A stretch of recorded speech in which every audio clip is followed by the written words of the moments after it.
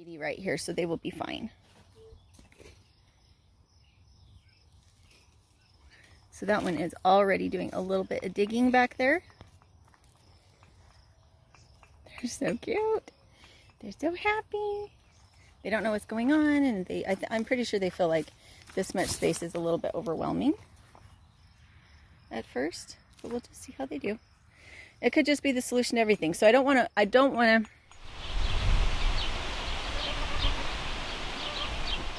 Good morning, guys. This is my backyard homestead, and you can see we have a lot of fruit trees, we have garden beds. You'll probably hear some of the animals in the background. This little homestead was built, founded upon rabbit manure. Right now I have my 2 teenage girls less available to help me outside. One is working full-time for the summer. The other one is taking care of everything that's happening in the kitchen so that I can be outside. And so we have a little bit of a low tank on the amount of effort that can go into the homestead. This is one of our raspberry patches. It's underneath cherry bushes and apple trees and pear trees.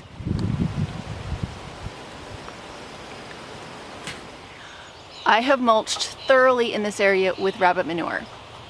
The hay that they don't eat falls through the cage, and then the manure falls through the cage, and then I take that mix of manure and hay and I use it as a very deep mulch around things like raspberries, fruit bushes, strawberries. I don't put it in the pathways, I only put it around fruiting plants.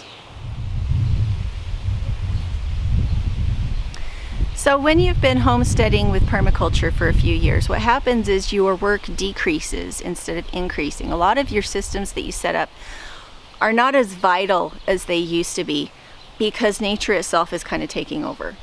So my time is really freed up from the big permaculture picture to be able to kind of fine-tune my skills and do some experimentation on some of my more detail heavy projects. My hotbeds are probably my most detail heavy project. I'm trying to make them prettier, I'm trying to make them easier to put together, and I'm trying to make it less work to get them filled. When you put rabbits into these, they can put the manure in, things start to decompose faster. It keeps the rabbits happier because they can dig and they can run around. It's easier because you can put bigger food and water containers in. One of the downsides of wire cages is that they're so small that you can't really give them a sufficient amount of food with 1 feeding a day or water for 1 watering a day if there's a bunch of babies in that cage. Our mamas have a lot of babies. If you got 10 babies in a cage, plus the mama before they're ready to wean, the odds are they're running out of food and water quickly. So being able to put them in something like a hotbed allows you to cut down on the number of chores that you have to do in a day because you can put bigger containers in. I'm going to put bunches of baby rabbits in the hotbeds with shade and with bigger food containers. The one thing you cannot do in a hotbed is you don't want to be breeding your rabbits in a hotbed. The rabbits I don't have in these beds are the moms and the dad. I keep them away from anything that could be contaminated, and I also keep them where I can see them so that when they have babies I can help them. We did have a mother-father pair in a hotbed over underneath the crabapple last summer as a test to see what would happen. She had 2 batches, 2 litters, and the first litter came out and 2 babies survived from that litter. Initially we saw 4 or 5 babies emerge over time, and that was all great and good, but over time only 2 of those survived. We kept them fed and watered, but we did not interfere. And then very shortly after, she had a second litter because we'd left the dad in with her to give him a wild experience, to just let them do what rabbits do. He bred her again too soon after the first litter, and that litter just was born out on the surface. She didn't even make a burrow for it. They just were born and then they died. And so for that whole 6-month period that we had those rabbits in that container, we had 2 litters and we only had 2 that we were able to butcher in the end. So that's a huge investment of time and resources to only have 2 dinners out of. In the end, we removed the buck from the hotbed before we removed the mom and the babies, because we were worried she'd get bred again and that things would turn out ugly. So we took him out. It was really hard to catch him. It's hard to catch a rabbit in an open system like this. We caught him, took him out, and then eventually we were able to catch mama too and get her out, and then we left the 2 babies in the pen. And when we butchered them, we did find that there were parasites inside their digestive tract, and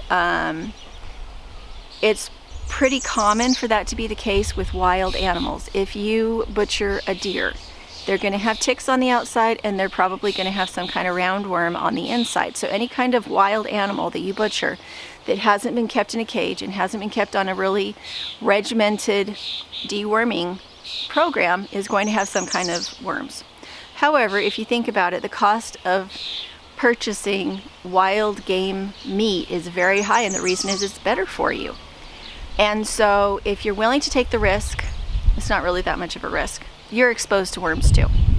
A lot of people get really icky thinking about like parasites and that kind of thing, but if you have dogs, if you have cats, if you grow a garden, you're exposed to parasites. It doesn't mean you necessarily get them or that they affect you very much, but you're exposed to them. A lot of times your body can get rid of them, or if you're healthy enough, they can live with you peacefully and you don't even know you have them. It's a lot of times when we have poor eating habits and don't get enough motion, if we're kind of sickly ourselves, that's when parasites have a tendency to really take root and that you'd have problems from them. But if you're generally overall healthy, a little bit of exposure to parasites is not going to be something that damages you. There are 2 different ways you can worm your rabbits if you decide to keep them in something that is closer to nature. There are people out there with pet rabbits that let them run around in their backyard and play with their dog and their cat, and those rabbits definitely are being exposed to parasites and pathogens. So a lot of times people who are raising rabbits for meat really don't want to have them on the ground for that very reason. But if you want happier rabbits, you may have to just take the risk. You can use ivermectin. If you've ever heard of ivermectin, I believe the way that it worked out was that for each rabbit you feed them 3 pellets of ivermectin pellets, a certain percentage, for 3 days in a row, and that'll get rid of parasites. Us, we grow wormwood, so that's what we do, and we give them wormwood when we feel some concern about what their overall condition looks like. If their hair starts to get a little bit ratty looking, or if they look like they're thin, or if when we pick them up they feel a little lightweight, that's when we will give them the wormwood, and we'll give it to them for 3 days. With the ivermectin, look that up on bunnyrabbit.com. That's where they have the actual specifics for how to use it for rabbits, because with rabbits you don't want to give them a whole handful of ivermectin pellets. Each rabbit needs to put in his own cage. You need to give it to them before you give them their food so that you know that they ate it, and then to make sure that you kind of keep track of each individual rabbit. And then you have a period of time where you can't butcher that rabbit, and probably shouldn't breed that rabbit until the ivermectin is out of their system. So I'm going to show you some clips of how I have done this in the past, where we put the cage over the top of the hotbed and then we put the rabbits in. The one qualifier I have in all of this is if you have predators, just be aware that your cage that you put over the top of your hotbed needs to be predator proof. If you have raccoons and skunks in the area and your cage is not predator proof, you'll end up losing all your rabbits. The cages that I have from Hostile Hare rabbits are predator proof. So that is also another risk you take. Even just having household cats that could get into a cage like this, if you had breeders or really small babies, would be a problem. So hopefully you find that helpful. We work really hard to have really low maintenance livestock that are very inexpensive to keep, that don't need to go to the vet all the time.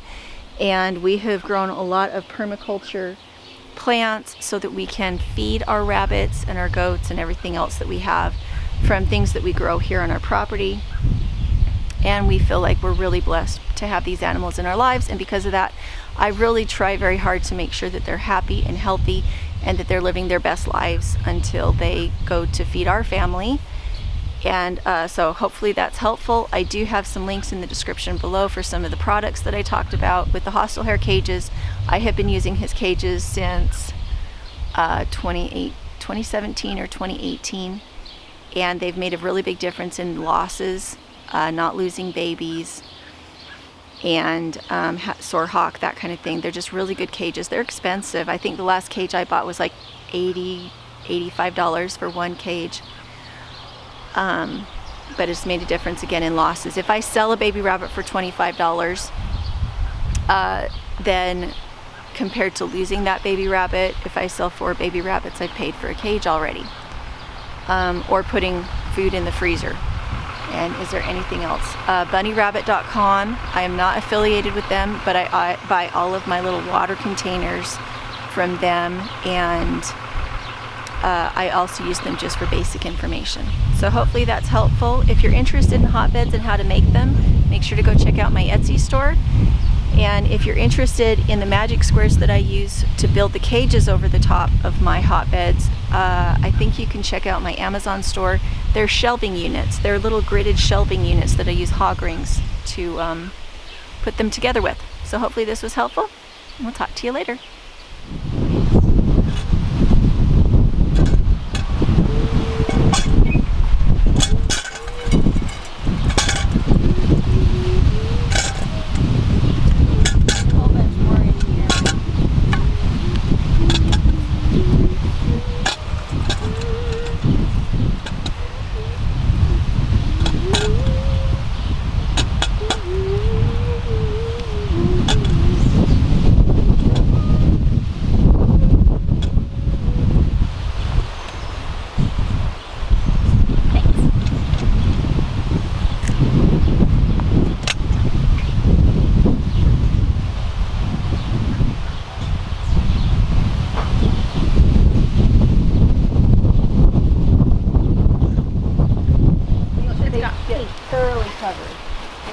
Yeah, make sure they get thoroughly covered with the towel.